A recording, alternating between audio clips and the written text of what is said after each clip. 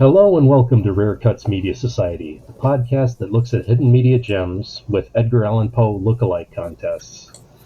With your host, as always, I'm Andrew Jagoda, and with me we've got Eric Hathorn. How are you today, Eric? Pretty good. I will say I'm a little jealous of Mike because he got what I think is one of the best Bond picks we could have chosen from, and I wanted that one too. But here we are, and Mike picked this one, and we're going to talk about it.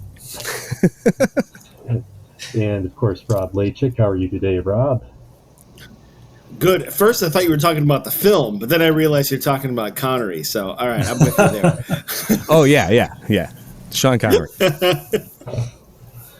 And, of course, Mike Ross. How are you today, Mike? Doing pretty good.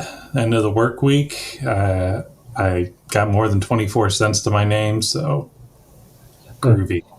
That's about all you can ask for. And, of course, as Eric was alluding to, we are continuing our arc of James Bond Sidecars. And this time it's Mike's pick, so we'll let him take it away. All right. So I think we can all agree I got dealt the easy card this round, but honestly, it's probably the most challenging if the goal is to pick something more obscure. Sean Connery is so well known, and not just for his roles as James Bond. He had an extensive career before and after the 007 era. I know one person here would have preferred I pick a certain Walt Disney Pictures film about leprechauns. Yes. But alas, I went again in more of a depressing, realistic setting. Yeah. Well, I mean, so there's a lot to choose from amongst his 92 acting credits, but I decided to go with something I thought would be a little bit more interesting to discuss, and I felt it was somewhat pertinent for today's work climate. But before we get into that more, I just want to get a feel for you guys. What is your guys' favorite Sean Connery? I feel like everyone has a film or something that they really have enjoyed of his. So what is your favorite Connery pick? I know I'm going to save Andrew. I think he's going to need some time to think. I'll start because you already alluded to mine. So one of Sean Connery's first starring roles was in I always want to call it I Captured the King of the Leprechauns, but that's the I'm going to get nerdy here. That's like the Disney TV special they did in promotion of Darby O'Gill and the Little People, which is what he started. And that is you picked this one that had some like Irish, like American history kind of stuff going on. We could have got into the history of the leprechauns. Racism and stereotypes. I mean, there was racism and stereotypes in your pick. Yeah. It was there, but it's it's the Disney connection. I gotta throw it out there. Yeah. How about you, Rob? So I was thinking about this when you asked the question. So I guess the way I always pick of a movie I really like is if it comes on TV or I get a chance to watch it, I will watch it. And the two movies that came to mind was Indiana Jones, Last Crusade, but then the one that tops it all is Untouchables. That comes on TV. It's kind of like a Shawshank Redemption type of film. I'll just sit and watch it. Yeah. No matter what I'm doing taxes, in the middle of getting dressed, whatever it is, I will stop what I'm doing. Doing my taxes, my employer named Connery. Stop getting dressed. I'm going to actually go, even though I picked James Bond as a thing, I'm not going to pick one of his James Bonds. I'm going to go ahead and say Highlander. Because it was, to me, that's like the most extravagant Connery that we get, like, ever. He just is flamboyantly, like, I'm supposed to be a Spaniard, except I sound Scottish, and I'm in Ireland. And he just stays with his regular voice, but has the whole like the hat and everything. It's very, very fun. He kind for of Connery. he kind of has the theme of sticking with his own voice most of the time. Oh yeah, Hunt for Red October. I'm Russian. Oh no, I'm not. It's fun. Well, here's a good question. Maybe I'll throw in, since we're talking about Connery movies. What's the first Connery movie that you probably watched? Well, And if it's James Bond, that's a cop out, because I could tell you the first one I saw, and it was, I might have been in the same class as one or more of you. It was First Night, because I was in high school. I didn't watch James Bond in high school.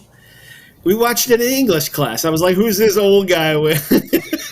See, I'm gonna have to go with Indiana Jones and the Last Crusade. Yeah. I watched that as a kid. That's true. That's the one that, That's true. That's probably the I mean, aside from Bond. That's true. I was gonna say that's my first experience of watching a film with Connery in it, and it's probably my favorite too.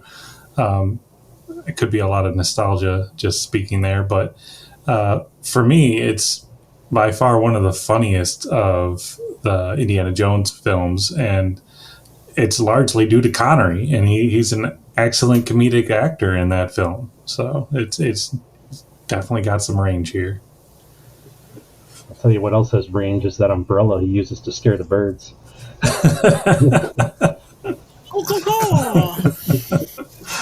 And the chemistry between him and Harrison Ford is just perfect. I mean, Yeah.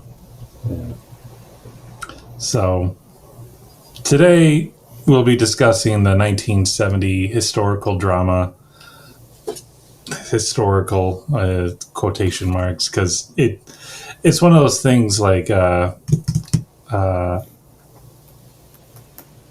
think it was Mitch Hedberg who made a statement about how it's weird that you see movies that say that they're based on something, and he's like, I ate something, and then it inspired me to write a story about a gorilla. And it's like, so it's based on some true historical events that they take a lot of liberties with. So yeah, so it's just setting that up so no one comes at us like it's not historical. It's like, yeah, it's a movie, okay. But the film was directed by Martin Ritt, who you may better know for his film HUD, The Spy Who Came In From the Cold, and Sally Ray. Much of Ritt's filmography had a focus on social issues, and The Molly Maguires is no exception. The film takes place in 1876 in Pennsylvania, in a coal mining town. And just fun fact, the town was actually they filmed in was the town of Eckley, and Eckley was going to be demolished, but the filmmakers luckily found it before that happened. Basically, they found that so little had changed since the 1870s that they didn't really have to do anything. They had to take down some like TV antennas and things like that, but overall, the bones of the town were there.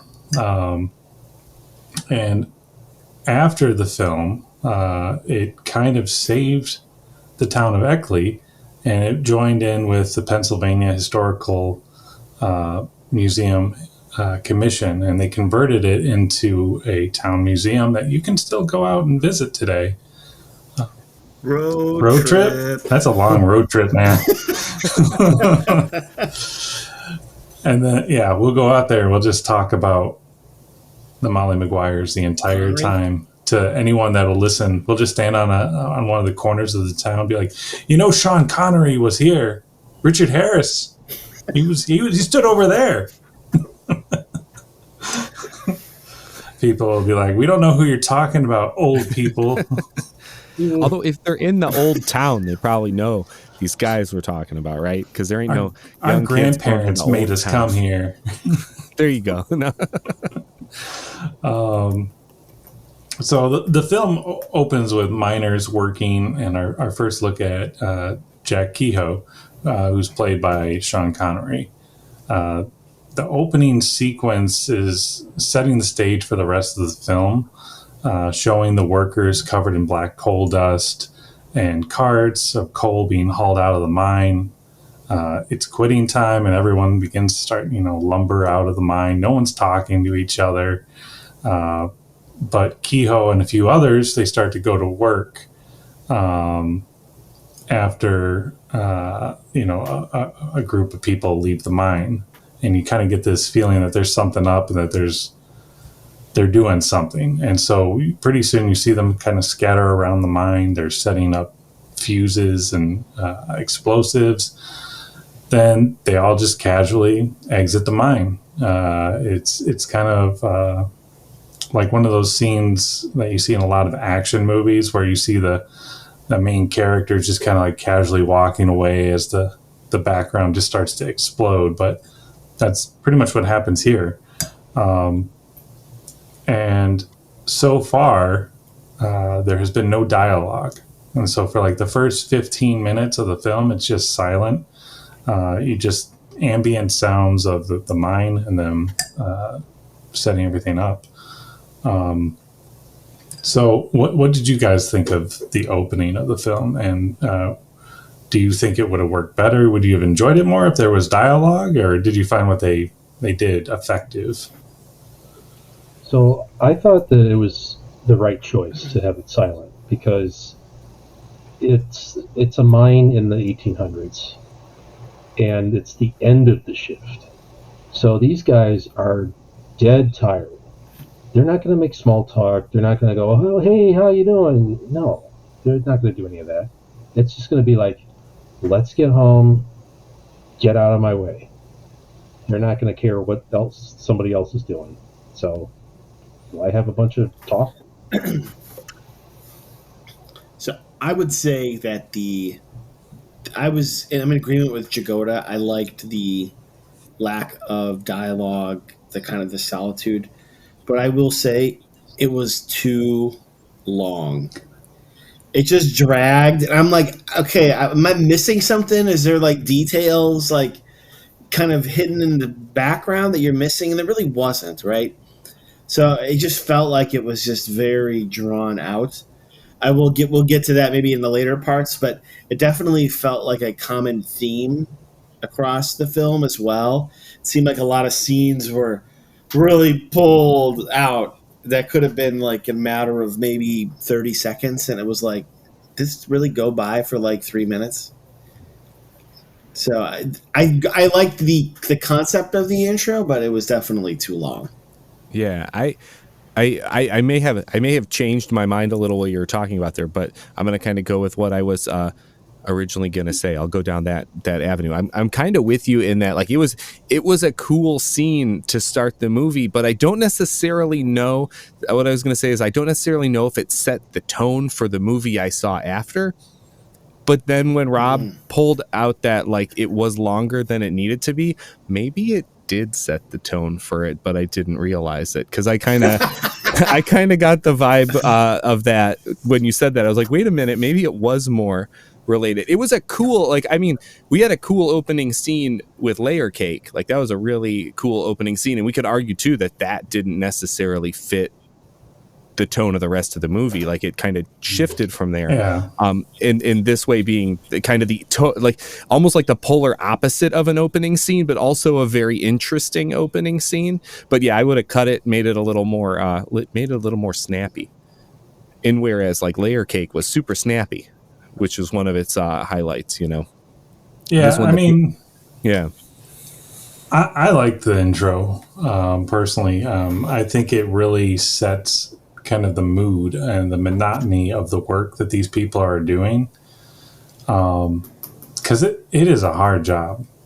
Coal mining is just terrible and dangerous for everyone involved, and so I think they maybe, so it didn't feel as long, if they weren't going to cut the timing of it, they could introduce some of the more of the dynamic stuff that they were showing later in the film, like when they're blasting a tunnel or something like that, and you just see the soot and charcoal dust going up. Like if they incorporated more of that, maybe it would make it more dynamic and interesting, rather than what we end up getting is, you understand that Kehoe and these couple of guys are kind of up to something because they're putting in a bracer, but they're like, just like little tap, tap, tap, and they're like taking forever. And it's like, are you guys trying to be secretive? Because I'm pretty sure everyone else in that mine is like, I would have had that post up in like 10 seconds.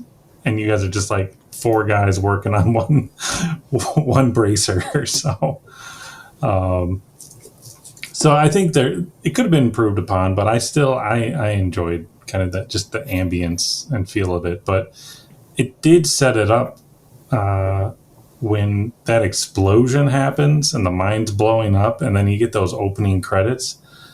My head is immediately going like, oh man, this is going to be really cool. We're going to be going around and watching kind of these mine terrorists kind of doing their guerrilla tactics to take down the man. Like that's where my mind was being set up for.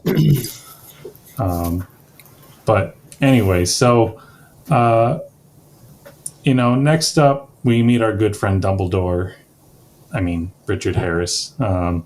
He's in another one of our movies again. I know. I'm sorry, don't you mean Edgar Allan Poe? Because I mean, he looked just like him. I mean, he would have been perfect casting for a Poe biopic. So yeah, no, I don't disagree with that at all. But Richard Harris is playing James McFarlane, and he's just off the train and into the pub. And at this point, we're about like 12 or 13 minutes into the film, and we're just now meeting him. So we don't really know anything about him or who he is. And again, kind of threw me because in my head, I'm like, Sean Connery, there he is. He got the title credit. He's on the top. He was the first character really featured in the film. So now it's like, oh, wait, where does this work? How does this come in? And so, we see him go into the pub, and just another short fun fact. The bartender in the pub is Malachi McCourt, the younger brother of Frank McCourt, the author of the memoirs Angela's Ashes, Tis, and Teacher Man. And Malachi was a bartender in real life in New York, and he actually knew Richard Harris. So I'm pretty sure he got this part because of his ties to Richard Harris. And Richard Harris, as we know and we discussed before, liked to drink a little. So it's like he brought his friendly bartender with. Also, it seems like Malachi is kind of typecast because he played a bartender in some TV shows and other things after this as well. So anyway, McFarlane ends up joining in on a game of cards and soon turns into a bar fight, and he's knocked out and taken away, only for it to be revealed that he's actually a detective and he's there to root out the Molly Maguires.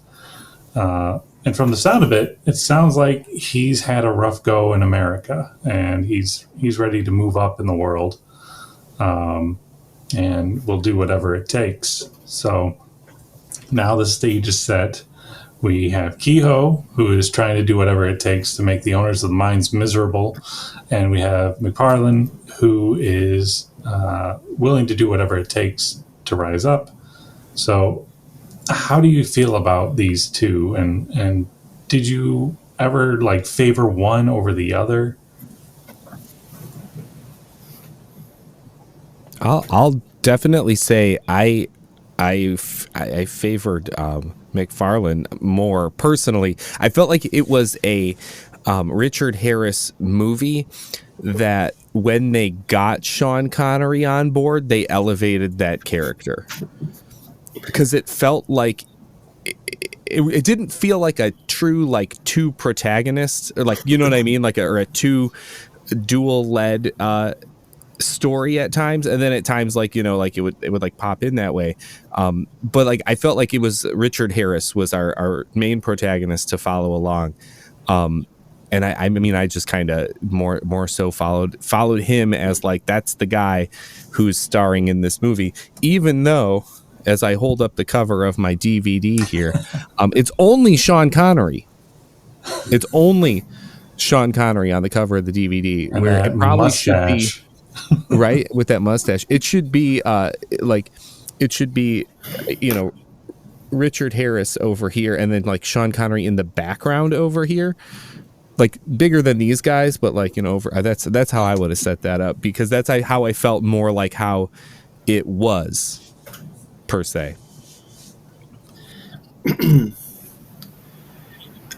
I would say I also liked McParlin or McKenna or whatever his original like name that he told everyone his name was. I think I definitely saw him as a more complete character. That was the one thing I never understood, other than just he's pissed off at like the coal mine. I never really understood, like, other than just they hated like how they were treated in their jobs. There was really no like development or backstory of like why they're doing this. Why don't they just get the hell out of there, go somewhere else? Kind of like what McParlin said, but they stuck around and like just sabotaging it. It's like I just never kind of really grasped the why, because they never really came out and explained it. It was almost like, well, their life just stinks, so that's what they're going to do. I mean, I don't know. It just didn't feel like a really good like starting point to kind of tell me the whys for those characters. I don't know, maybe just me, but I definitely felt like McKenna was definitely a more complete character versus Kehoe or Sean Connery. See, like I said earlier, and I'll tie this into Eric's talk about the DVD case, I think Richard Harris isn't on the DVD front because of looking like Edgar Allan Poe. People would look at the case and go, "Oh, is this Murders in the Rue Maguire?" Like, you wouldn't know what you're talking about, because you'd see him on there and go, "Well, that doesn't look like him at all. It looks just like Edgar Allan Poe," which to me actually it kind of hurt my ability to side with him in the movie, because I kept, every time I saw his face, I just went, why did they make him look like this? And then I looked up the real McParlin and was like, well, that's why they got the hair the way they do, but they should have added to the mustache, because the real one had a very different mustache, and it would have helped. Needed some wax on set, because then I could have gotten past how the look of him. But then Kehoe, I couldn't really I couldn't really figure out what to do with him, because watching it was like he starts out, he doesn't believe, he's like, this is a spy. That's probably a spy. But then he just like flips on a coin and is trusting him left and right. But then of course at the end it's like, I was right. Well, there was no like moment for him to even throw in like, well, I still don't trust him. It was just like, I don't trust him, to very quickly, all right, he's working with us. So it was hard. That was the one. Well, that was the one thing I disliked about the film, probably more than anything, was exactly that. It was like I wanted to see like him suffer in the mines for months, and like then it's like, okay, you've earned your stripes, if you will, right? Yeah. It felt like he was like welcomed into this like secret society, and like within like 2 weeks of him being there, that's kind of how it felt. Mm-hmm. And it was like, how secretive a society is if you're just bringing people on that can walk off the street in a couple weeks. That was the part that just didn't sit with me well in the film. The only way that kind of worked for me was, they started off by just giving him things to do to test him, and were following up, like when he attacks the guard. well, he's willing to attack a guard. That seems like something that's a little bit more real. And then they get to the point where they're like, okay, well, there's this other like superintendent over in Shenandoah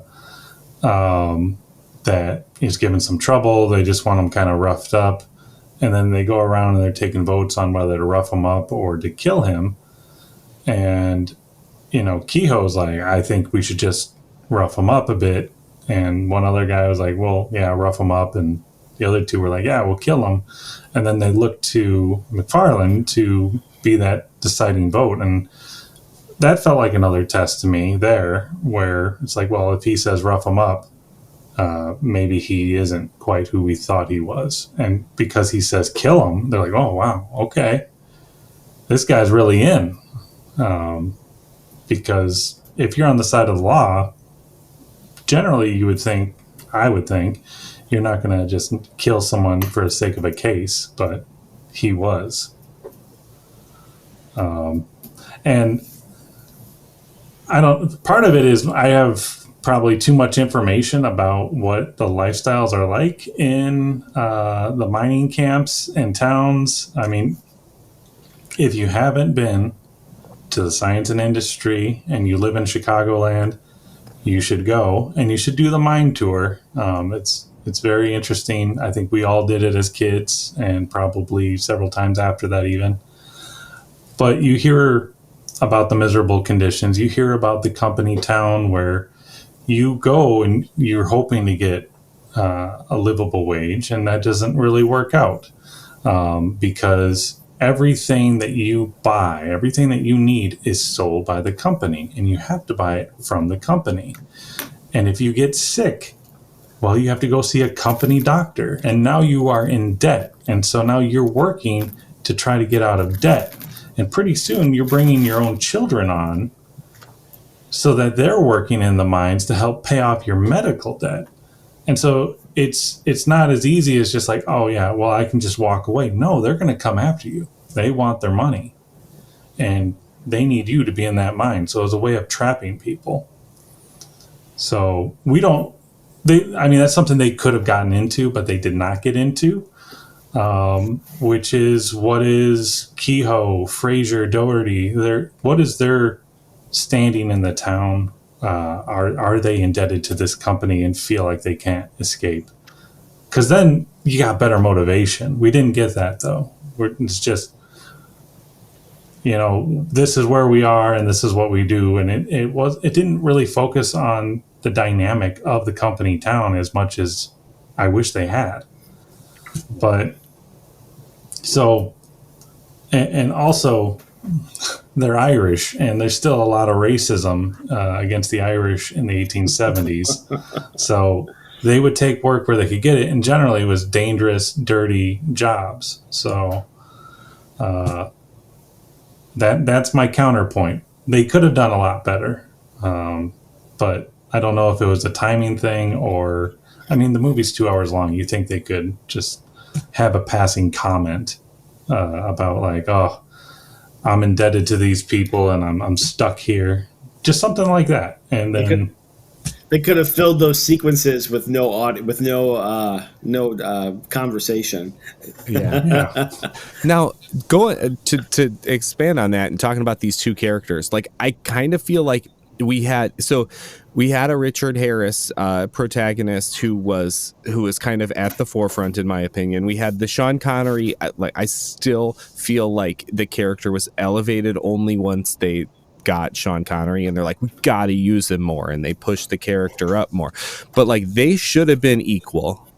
Yeah. And then you should have had the common enemy in the situation being the mine company, and then it would have been kind of like how these two are dealing with that and being influenced by that mining company, and their approaches to it throughout the, you know what I mean? Like, because even though he's undercover, McFarlane's like also starting to, because they did that a little bit where he's starting to understand a little bit when he got like paid but not paid, but like they could have done more with that if we got to see the like the mine company as a character. however that played out. And we only get to see that a little bit. And so, McFarlane, he goes to work immediately once he's in town and, finds a place to stay with the Raines family, Mary and her father, gets hired at the mine, starts the next morning. Really easy to just get into this business, apparently. You get a long montage of McFarlane working in the mines, lots of lifting heavy chunks of coal, chipping away, blasting, just grueling physical labor and poor health conditions, even showing the children who are working in the mines. And then comes everyone's favorite day, like I said, Friday, payday. They stand in a long queue to collect their wages, and now it's McFarlane's turn. And he's earned $9.24, and he seems like, okay, not bad for 1870s. And then the company starts talking about the deductions, like, you had so much dynamite for blasting, you had so much kerosene use for your lantern, you had broken, a handle on a pickaxe, and just starts doing the deductions, and his $9.24 becomes 24 cents. And just the look on his face, I think it's great acting, in my opinion. But what did you guys think of that short sequence? And could you feel the realization McFarlane must have felt when he found out what his final wages were? It felt just like reading Upton Sinclair's The Jungle, or maybe Steinbeck's Grapes of Wrath. It just the like hope, and then taking the hope away. Mm-hmm. It's very striking. Boy, Edgar Allan Poe sure can get angry. Well, and I think too, part of the impact of it is you see a couple of people before him get paid, and they get their wages, and they do the same kind of thing where they're like, you made this much, but we're taking this, we're taking that, we're taking this, we're taking that, and then it dwindles down, and they're just like, yeah, them's the breaks. Okay, give me my money, and I'm walking away. Like, they're not fazed by it. And then when it comes to him, it is a shock because he's new to it. It's like he didn't understand it was going to be that way, where the people around him are just like, this is the life we're in. That kind of that juxtaposition of like the regular miners versus him is kind of it did I think heighten the emotion there. Yeah. See, I think that would have been where I said there were scenes that were too long. This is a scene that, in my opinion, was too short. This would have been a great opportunity to like do the first scene exactly how they did it, and then basically show him like waiting in line the next week and getting this crappy pay again, then do it again, like do it like sequentially in order, and just like slowly see him just get ground down. This happened week after week after week, but they did it once, and you never saw him get paid again, because it was like they just showed it once, like, okay, that was good enough. I think it would have really hammered it home. Yeah. If they would have shown like slowly over time, just be like totally demoralized. Yeah, no, I agree completely with you. Like, you don't have to do it like 4 or 5 times, but maybe do it 2 or 3 times. And like the third time, have the third time be that, he's actually indebted to the company now. So that you get that understanding and motivation of the entrapment that you're in with these towns. I think too, you do a montage with the song "Working in a Coal Mine" in the background. No, I had to. I'm sorry. And maybe 16 tons. 16 tons, yeah. This is another good one. Another day older and deeper in debt. I owe my soul to the company store. That's a good old song. No. Yeah. No, that would work well. Well, and two, because I mean, when he injures himself so that he gets the day off, what do you think the company did then? They didn't just dock him. They probably said, okay, well, now you owe us because you got hurt, you had to see the doctor, you didn't work that day. I mean, that at the very least would make him indebted. Yeah. I didn't understand that scene. Like, to that point, is like he basically lost a lot of money not be at work, but he still had like all this money to like have a real fancy suit to go to Philadelphia and just like blow Okay, like a we'll get day there. there. We'll get I mean, there. it didn't make any sense. Pump brakes. No.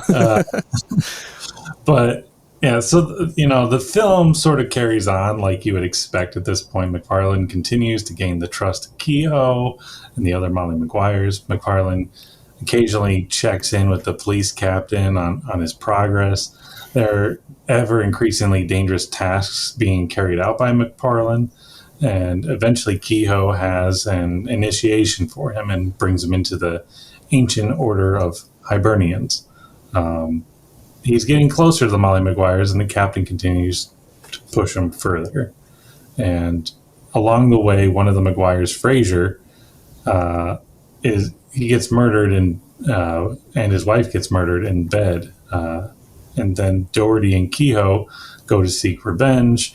McFarlane tries to stop them, but they go all the same. Doherty is captured by the police, and everything starts to just spiral out of control. And I forgot that there's a B story that's going on here as well. So let's take a quick step back and we'll visit that. McFarlane has fallen for his landlady, Mary Raines. And he, like you said, Rob, he even injures himself in the mine one day just so he can get out of work and take her to the city. To your point, I don't know why he had to be injured if he could just be like, I need to duck out of work for a day. It seems like that would probably be reasonable. But again, they don't explain that. So that's something that's left out. And he takes her to I'm assuming Philadelphia, and he shows her all the shops and things she can't afford, and ends the day by buying her a hat. And once they return home, he's expecting a little something more than a simple good night, but they end with a kiss, and he spends more time with her, and she speaks to him of morality and warns him of the company he keeps, like the Molly Maguires. Her father worked in the mines for 42 years and eventually succumbs to all the years of hard labor and coal dust in his lungs.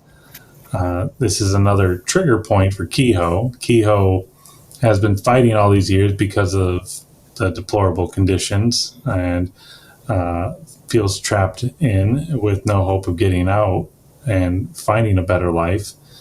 It's kind of why he says he does what he does, because he doesn't want to lie down and die without doing something. And he escalates as he notices that Mary's father isn't even being buried in a proper suit. So he kind of loses it, and he goes down to the company store, breaks in, steals the suit, but isn't stopped there. He just starts grabbing all the clothes and throwing it to all the people that come out to see what's going on. And McFarlane begins to join in, and he starts trashing the store and breaking stuff, and then the two of them together burn the place down. That's going to come out of his paycheck. I don't think they don't talk about that. Because at that point they're fired. Come on. So do you think McFarlane is being taken in at this point by Kehoe and maybe starting to side more with the Maguires over his actual employer? I thought so, because each time that he meets the police chief, captain, whatever, he looks more and more depressed about it as the film goes on. He doesn't look happy at the beginning, but but he looks like it's just drawing on him more and more. And I thought maybe he was, but that kind of ties into later when we talk about the ending, because that kind of ruins that whole setup there. So yeah. Well, yeah. So I have a thought. I think the question you pose is I'm going to tweak it a little bit. there, Mike, because I think McParlane over time began to like Kehoe, Doherty, what was it, Frazier, as persons more and more and more. I don't think he ever understood the plight of what they were trying to do. Mm-hmm. So I don't think he was necessarily siding with the Molly Maguires as like, I'm in agreement of what you're doing. I've just come to like actually like you genuinely as people. Even to the point that I think he says to the detective one time, he's like, I tried to get them to actually just stop. Yeah. I didn't want him to do it.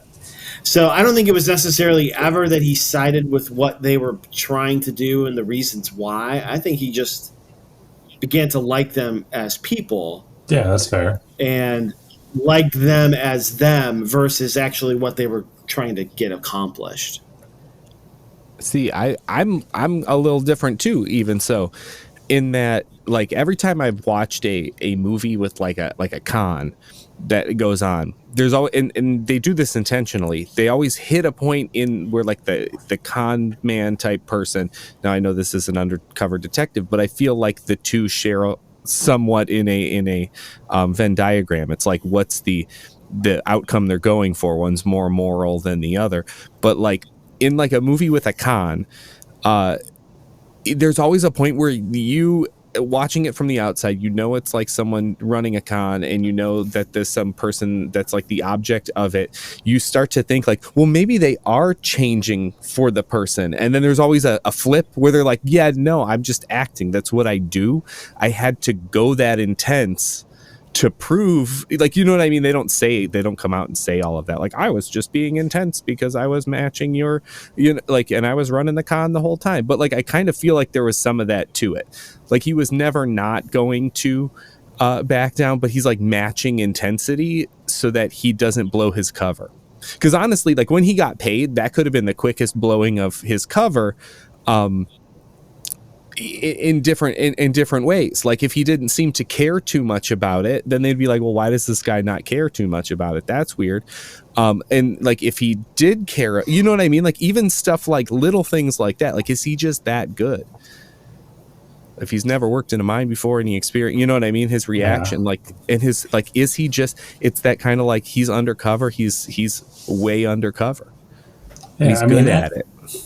At that point of the film, like, because of, you know, it's a subtle reaction, but the sincerity in his face when he gets his wages, that felt real. Like, it felt like, oh, I kind of understand what's happening here. I understand that I killed myself working this week and I have less than a quarter to show for it. And so as things continue, I at this point was thinking, oh yeah, he's all in. He's Molly Maguire all the way now. Not Lizzie Maguire, Molly Maguire. It should have been, but anyway. So, you know, the next sequence we see Kehoe, McParlane, and McAndrew. They're trying to break into an explosive shed, and you know, clearly they had been tipped off because it's just overrun with police. And Kehoe looks up, McParlane is gone, and at that point, like I'm like, he probably ratted him out, but maybe he ran away to save his own skin because he destroyed that company's store. He's just as liable. And so I didn't really know where to go with that. But next up, we see Kehoe, Doherty, and McAndrew in court, and they're accused of murder. And this is when it's revealed to them that McParlane is actually a detective and is witness against them. And when they first open the door to admit McParlane into the courtroom, you can see him. He's just casually playing a game of cards with the captain, and ultimately they are found guilty and sentenced to death by hanging. Just that feeling when they open that courtroom door and I see him in there playing cards with the captain, I was like, you son of a, I was like fully invested. I was like, you son of a. Son of a. So how did you feel at that point about McParlane? And I mean, I was fully taken in Were you taken in the same way, or you're probably smarter than me? And so I thought that he would at least try to defend them a little bit, not like, oh, they didn't blow up the mine, but more like, well, but this is what's pushed them so hard. But I have, at the same time too, this scene I had issues with, because if the three of them had any decent lawyer, they would have gotten his testimony thrown out because he burned down the company store. There were so many witnesses that saw him burning it. And he participated in the murder. He would have been thrown out, his whole thing. So then what are they going to say? Where's our witness that he did it? Because he's really the only one coming out saying it. Mm-hmm. So they needed a new lawyer. I was not a fan of him, like that. The whole scene, like, yeah, I'm with you, Chigoda. Like, he didn't defend them at all. I just the only thought that went through my head is the guy's a tool, like, just totally.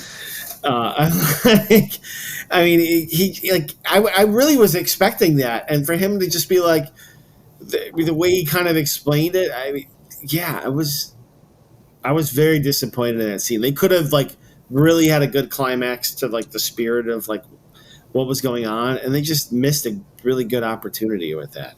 It was bad choice.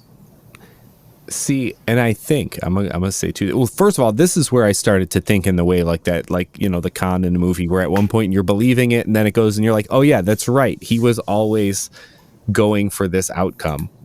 He was just good at convincing them that he convinced me. But then at the same time, I'm going to go ahead and say, I'm going to go back to my thing. This is my secret theme I've been running through here, is that if you didn't have Sean Connery in the film and you had someone else and they didn't elevate this part because Sean Connery was in it, it would make more sense, because it was just the focus on a detective story. In the end, it was just a detective story. It was not. He was not trying to, feel the feel of the plight of the coal miner. He was not there to do that, because he was supposed to be on this cover, and Sean Connery stole the spotlight. And elevated that part. But yeah, I do think too, when it comes back to it, even though, you know what I mean, there is that kind of activism in this story of how they're trying to they're using violence and threats and whatnot to try to make their lives better.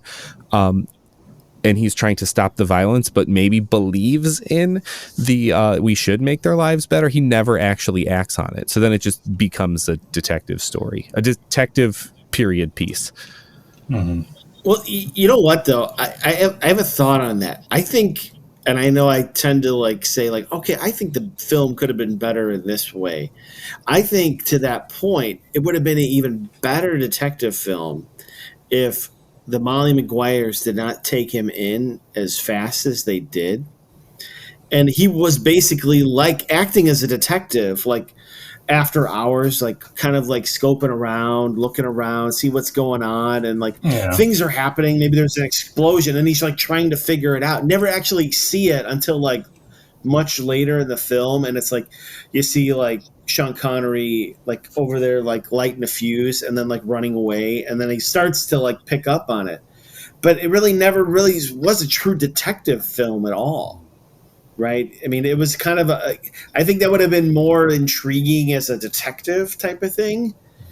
Again, it goes back to my comment earlier. It was they trusted him too quickly. It just seems oh yeah, you fought us, and then you're angry that you only got 24 cents. Okay, you're a good guy. We're going to bring you into the secret society. It was it was too quick. It needed a more detective work. Yeah. So, they're sentenced and found guilty, and then McFarlane sees that, Mary Raines is in the courtroom, and, he goes and talks to her afterwards, and he seems, for a detective, he seems pretty dense.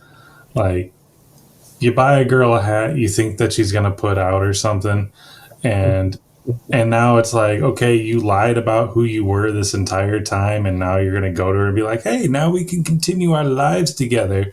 And I was happy to see that she turns him down, basically saying that, you know, she could live with him being a murderer, but she couldn't with being a traitor. So that kind of just, she walks out of his life at that point. And and so then he has a talk with the captain, and the captain starts talking about how, you know, now he's going to begin his rise in the world. And I'm like, layer cake? He's moving up to layer cake? Yes, I did have a flash to that. I'm not going to lie. But, you know, ultimately what we learn here is the old Irish sentiment of you can never trust an Ulsterman, because in one of the early scenes, Richard Harris McFarlane says that he's from Ulster, which is Northern Ireland, and there's a lot of distrust between the two parties. So I just thought of that phrase was apt. But for whatever reason, then McFarlane goes and visits Kehoe one last time, and Kehoe eventually can kind of get on that he's looking for some sort of absolution or forgiveness, and he's not willing to give it to him, and so they have a quick little scuffle, and then both of them are like, "See you in hell," and then it's over. So,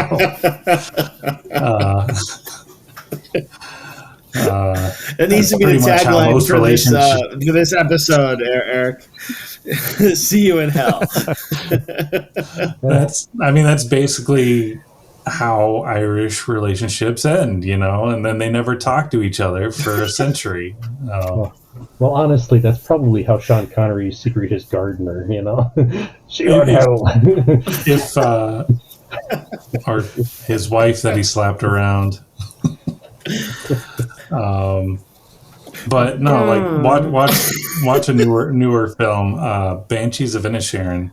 That's basically how it ends. It's kind of see you in hell type ending where the two friends are never going to speak again, and they hate each other. That poor donkey, Jenny. Yeah, that's a good movie. I love it. Good movie. So overall, the film is based on the historical group Molly Maguires, which there's some debate on whether they actually existed or not. There's basically a lot of tales and myths surrounding the group because they never kept any logs. There was no like member list or anything. It was all just kind of you knew you were one if you knew you were one, and you knew the secret signs. And they in Pennsylvania, there was an actual group that they believe were probably Molly Maguires, but there's 20 suspects, and they ended up executing them. One of which was a Kehoe, Jack Black Kehoe. So again, loosely based on that character. They were known for a lot of kind of violent crimes throughout the area, and from what I read, some of the court hearings were a little suspect in terms of evidence that was brought before them, and it was kind of trial where it was already decided before the trial happened. But basically, Jack Kehoe, one of his descendants, had him posthumously pardoned, and was granted a pardon in 1979. So after this film, which to me just feels like a member of his family is like, oh, I saw that movie with Sean Connery. He was a good guy. I'm going to get my old great-granddad pardoned. So lastly, the film was a box office bomb. Like, no one went to see this movie. It cost $11 million to produce, and it only earned a little over $2 million. So, yeah. So what did you guys think overall about the film, and what do you think the overall message would have been, or could have been, should have been? Why do you think the film failed?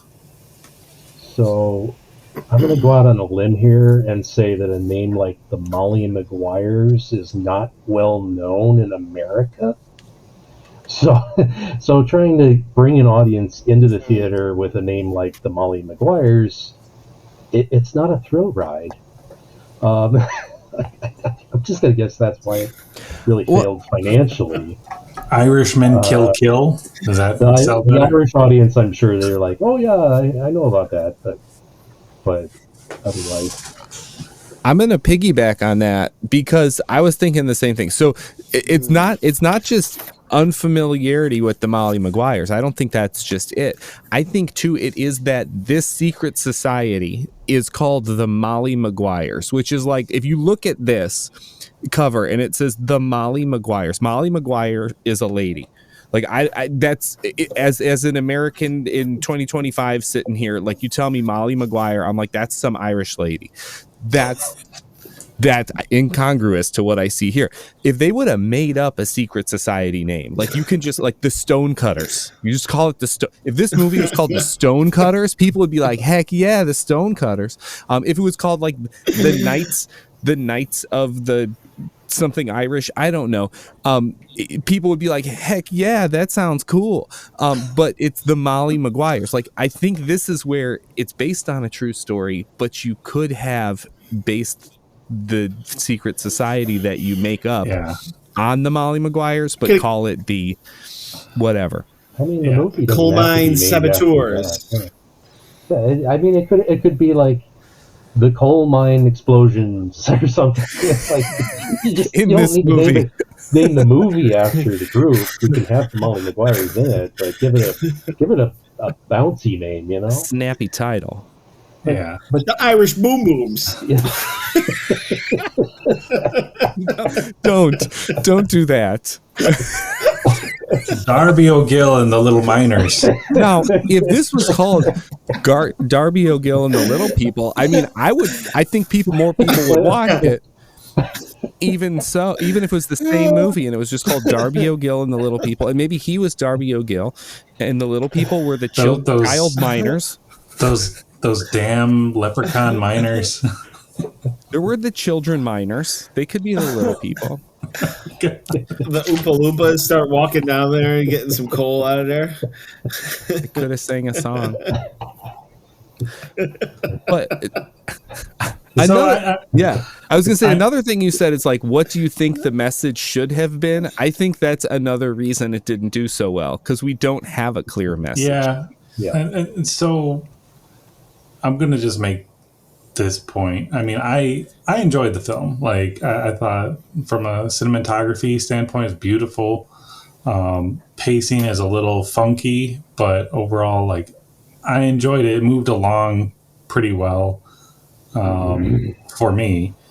But my issue is it felt like one of those films that it's got source material, right? Like it's based on some, because there really is a Detective McFarlane. Like that was a real part of the story, and he did go undercover, but it was like 2 years before got those results. And so to just pick out like a couple details from a story and loosely model it around it, but then trying to stick to that story when they could have changed it, they could have expanded it. They didn't need to try to hold to this ending narrative.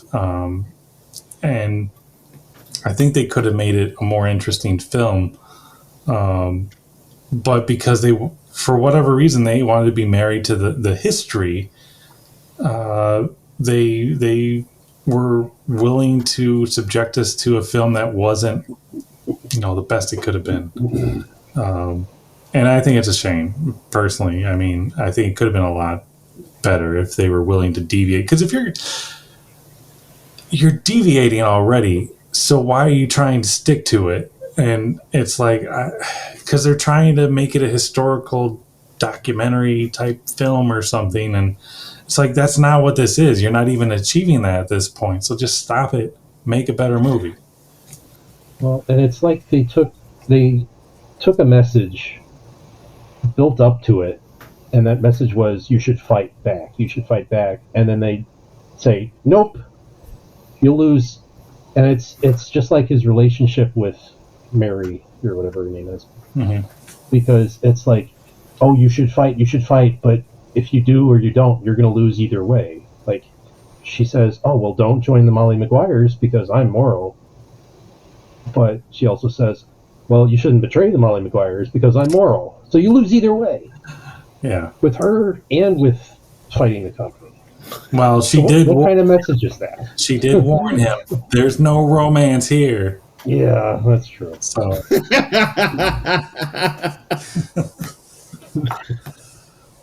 She stuck to her guns. She did.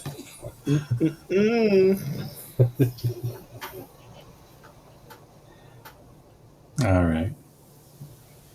Well, before we go, I would like to mention that this came out between You Only Live Twice and Diamonds Are Forever from his Bond career, because he did go back to Bond briefly after this.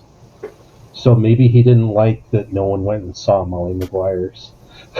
Well, you saw what happened when no one went and saw League of Extraordinary Gentlemen. I mean, he just stopped acting entirely. I saw that movie in theaters and loved it. I've never seen it, Someone honestly. saw it. Only you could have picked that one. No. Someone saw it. Just I saw it, and I like classic literature, so it was right up my alley. If you see the Fair movie, enough. you'll understand what I'm talking about. Yeah. All right. Well. All right, let me hit the scoreboard button. Oh, wrong slide. Hey. Well, oh no, this is not necessarily the wrong slide because we've got Good place to start. Yeah, we've got to review a recap. I thought I had the wrong slide, but we're on the right slide actually. Hey. So we have a two. There's the other one I need. I had to find my other control slide. We have The Wild Geese had 37, which also had Richard Harris in it. We got it. That's like a secret theme going on here because why not? Layer Cake had 47 in the lead for the Daniel Craig Bond pick, and now we're here with the Sean Connery Molly Maguires. Let's do this thing. So, Rob, I think you are the first on our list over here. Hold on though, because this thing is going to make me mad because I have this weird little. Let me turn off this. And this final opportunity for me to influence. The movie failed. No one saw this movie. There's no gifts or anything that I could find to even share with you guys. So that is true. That is true. Now I think I'm going to still keep what I got there. All right. Anyways, Rob, but it's yeah. Rob, what you got? What you got? All right. So let's start rarity. So Mike, I was already sold before you tried to sell it the last minute. It was rare. I was like, Molly Maguires, is this about a lady? Like you said, Eric. I don't know what the heck this was. So it was rare. I'll give it a 5 for rarity. Theme, it's got Connery. He's a main character in the film. I wouldn't even consider him a supporting character. He's definitely lead, if you will. So that's a 5. Totally lines up. Production value, I agree. I did like the cinematography of the film. I thought it was very well done. I think there was just a lot of pieces of the way the film went story-wise that was just not my enjoyment. Mm-hmm. But so production value, I'll give it a 3. And then for enjoyment,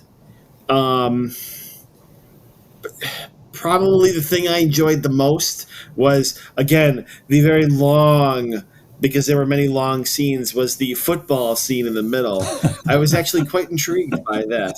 So, but I will give it, generally speaking, it was kind of a dud for me. Definitely matched the output at the theaters. I'll give it a 2 for enjoyment. That's a total of 15 there. I'm going to go, I'll run down my list because I'm next on the list. So for rarity, I kind of had this like, I'm trying to think of like the things close to that we've done recently and like how rare they were. And so like this one was pretty darn rare, but I still like my library had the DVD. So like I have a DVD in my hands. But your library had the DVD. No one was checking it out. But I mean, like, my library didn't have the that I can't even remember the name of it now. The Rowdy Piper movie you picked. Like Clear that Lake. was yeah, Clear Lake. Like that was like only like that was pretty dang rare. So like I have to be like, this isn't the rarest thing we've done. So I did give it a 4. Like you said, there's no memes. I'd never heard of it. I didn't know what a Molly Maguire was. I was upset when it wasn't Lizzie McGuire because I would watch the Lizzie McGuire movie over and over again. But anyways, I saw that one in theaters, by the way. Anyways, we've got so I gave it a 4. For theme, I do have that, like, if you're going to put Sean Connery in the movie and he's going to be the main guy on the box, then he should be the protagonist, and he wasn't. So I gave that a 4 also. I dinged it for that, like, elevation of his role, but not, and that's my thing I kept going back to. Like, I feel like his role was elevated after the fact and featured more after they cast him, because if it was an unknown, they would have been like, whatever, we got Richard Harris, we're good to go. So I gave that one a 4. And then over here in production value, I felt the same way. We had some explosions. It was nice to look at. It was very brown though, which I get it. It was supposed to give us that coal mine thing. It was like just like a sepia toned picture that I'm watching, which it was cool and intentional. But as far as like, you know, the pizzazz that I like in a movie, like a layer cake with all this, you know, different locations, as I often talk about. I love a good different locations. They put a lot into the one location, but it was, you know, it was in there. There were explosions, like Andrew has alluded to in the past, but like I feel like there could have been more explosions or less explosions, but it was kind of an awkward place in the middle. Anyways, so I gave that a 3 also. And then for enjoyment, I was like Rob 2 and also had a 2. I did not say this while we were going, but I'll give you a little behind the scenes of me watching it. I did technically watch it twice because the first time I did fall asleep while watching it. I'm not gonna lie. So yeah. That's true. It's a snoozer. True. He's what you're saying. It's a snoozer. It was Apparently, late and I was tired. So that could have affected it.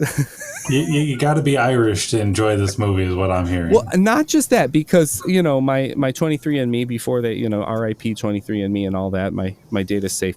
But I'm a fair amount of Irish, we found out, but I didn't know the history like you do. So I think you have to know the Irish history to get it. I'm not as Irish as you, go figure, but you know, I think it's that knowing the history part of it too. So that gives me I get that. A lucky number 13 there. Get ready for Rob to be the next winner. I don't know. I still got an ace in the hole here. Maybe I got an ace in the hole here.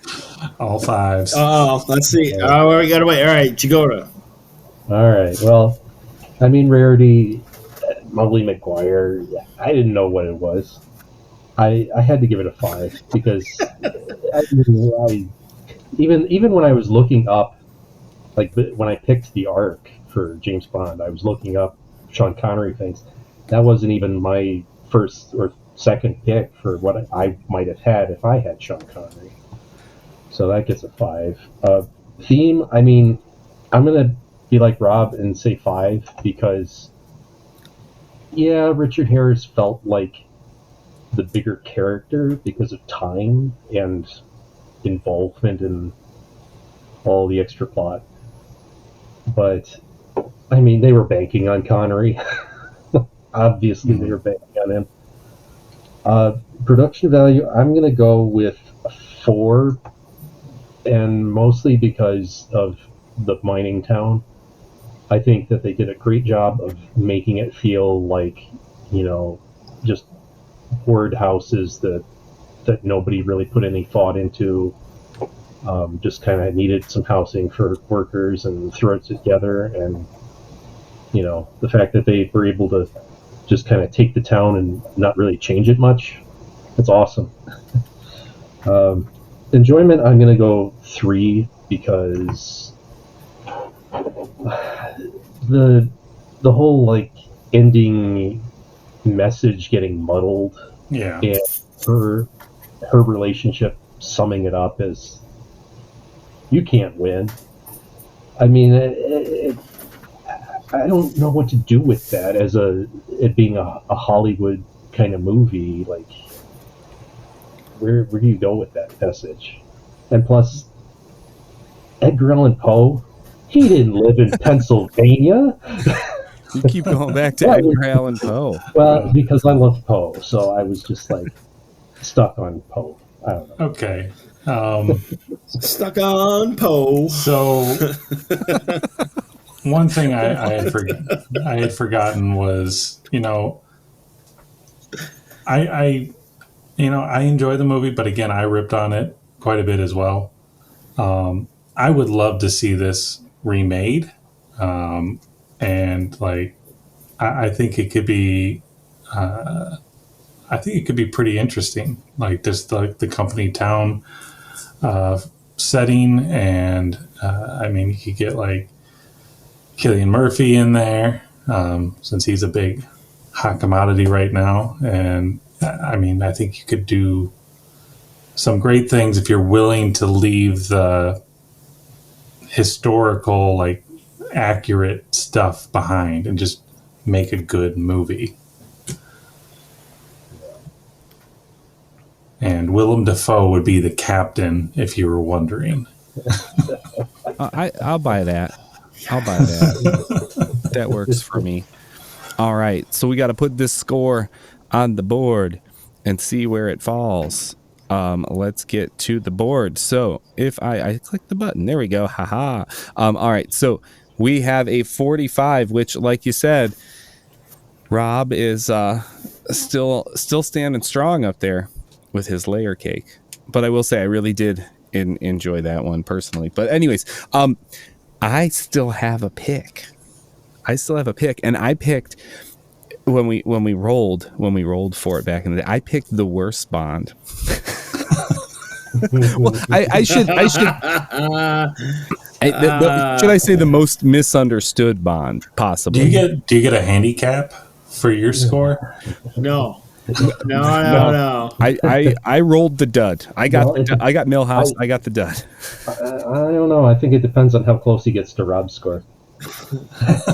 You got the Milhouse, is what you're saying there. I got the Milhouse. You got the Milhouse. I got the dud. So George Lazenby, like when we just went from Sean Connery, like I say Sean Connery, and people are like, "Oh yeah," and then it's like George Lazenby, and you're like, "Who's that guy?" Like, he was James Bond, really? Was that a knockoff James Bond that he was? But no, he was a legit James Bond. Anyways, he was in the On Her Majesty's Secret Service, right? That was the one. It's the skiing one and the tobogganing one, as I like to think of it as, because there's that cool Telly Savalas, right? Is the yeah, and he left the role, and that allowed Connery to come back. So there you go. He was just keeping the seat warm. Yeah. George Lazenby's still alive. Yes, so right. So unless he makes another movie in like the next couple weeks that I want to change to, my pick is a really weird one. I'm going to tell you all about it. I think I have it ready to paste in here. Let me see if I can do that. Yes. So I chose Fox Hunt from 1996. But wait, I got to tell you about Fox Hunt, because it is not really a movie, but it was a movie.